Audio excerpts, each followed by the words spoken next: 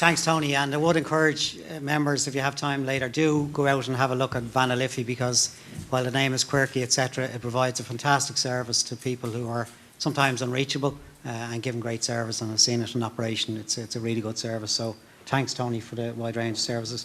Can I ask Gary to please come up? Yeah, Gary Broderick, who's the CEO of SAOL.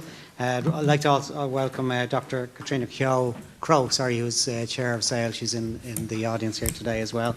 SAOL is an organisation providing a wide range of services to women into recovery and education, and they've also facilitated us later on with the SAOL Women's Choir. So thanks for that, Gary. Indeed. Thanks. And over to you, and 7 minutes kicks off. Thank you very much. Good afternoon, everybody, and thanks for having SAOL here. My name is Gary Broderick, and I'm here from SAOL Project. That's SAOL project.ie if you want to check out more about us.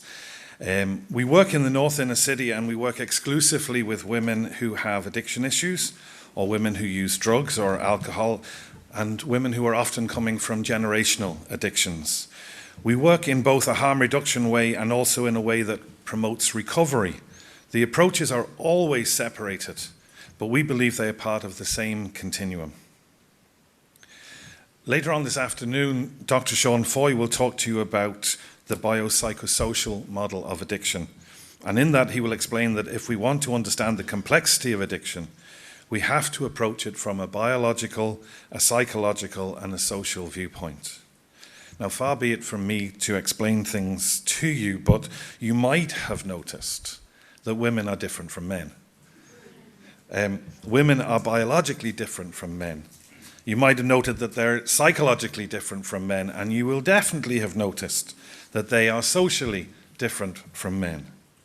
Therefore, it follows that if addiction is a complex mix of the biological, psychological, and social, then those biological, psychological, and social complexities are different for women. Women do not experience addiction in the same way as men. Addiction is different for women. That means that when we're trying to respond to women who use drugs, if we use the same approaches that we use with men, we'll make a mess of it. We will get it wrong because addiction is different for women.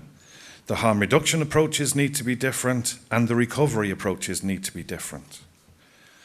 I don't know if you've noticed, but women get pregnant. That's a bit different from men. We're often very ready to provide services for women when they are pregnant. But we should be providing more women-specific services whether she gets pregnant or not.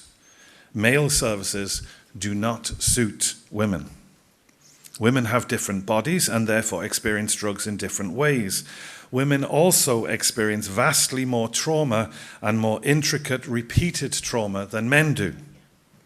We know that there is a very high percentage of women in addiction services who have experienced domestic violence, either as a child or as an adult or both, and use drugs to cope with that domestic violence.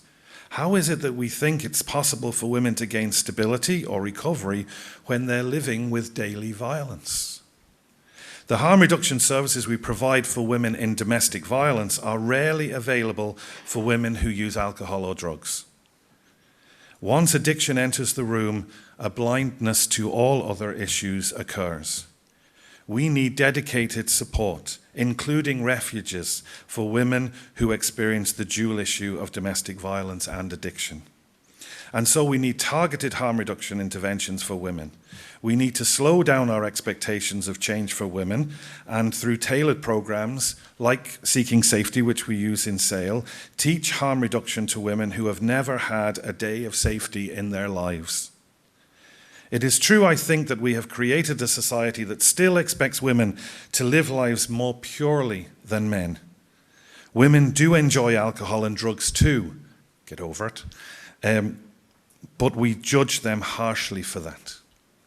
The levels of stigma that we visit upon women who use drugs is often overly harsh. It tends to be seen that it's bad to be a person who uses drugs. It's worse to be a woman who uses drugs. And it's worse still, beyond the pale, to be a mother who uses drugs. Therefore, when we're considering addiction interventions for women, we need to specifically also consider interventions for women who are mothers, and not just when they are pregnant.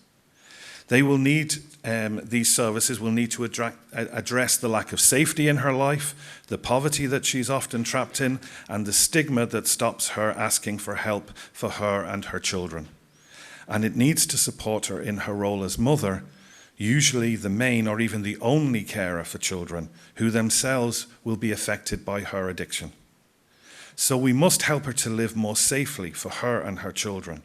We must ensure that there is childcare provision in or connected to every addiction service so that mothers of younger children particularly can attend them.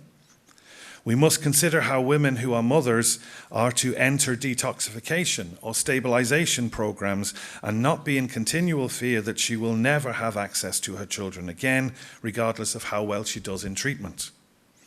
And we need to think about how we will support her and her children when she is in early recovery and when she relapses, as she will inevitably do because relapsing is part of the process of recovery. Breaking up families because of addiction should be the rare exception and not the norm. We must do better for our women who use drugs and for her children than we are currently doing. If we do not, we will repeat the same patterns that led to the industrial schools and the Magdalen laundries of the recent past. Addiction is a different experience for women, and we need to provide visionary responses, visionary services that are not drug-focused or abstinence-focused, but are woman-focused. Services that assist healing from complex mix of trauma, domestic violence, poverty and addiction that is unfortunately the norm for women who use our drug services at the moment. Just 1 minute. And Gary, women-focused here must also include thought-through responses for mothers and their children, the children who need to be able to say that their parents, in this case their mother's, addiction is impacting badly on them, but that to ask for help will not automatically result in them losing their home and losing their family. Addiction is different for women. Our harm reduction approaches need to help women to reduce the complex harms being done to her, help her to reduce the pain and the harm that she's causing to herself, and to recognize that sometimes she's doing this for fun, because fun is part of using drugs. And they need to help reduce any harm she's doing to her children, not by taking her children away, but by fighting with her to keep her family together. Women and mothers who use drugs need more. They need better than we are currently giving them. Thank you. Thank you very much.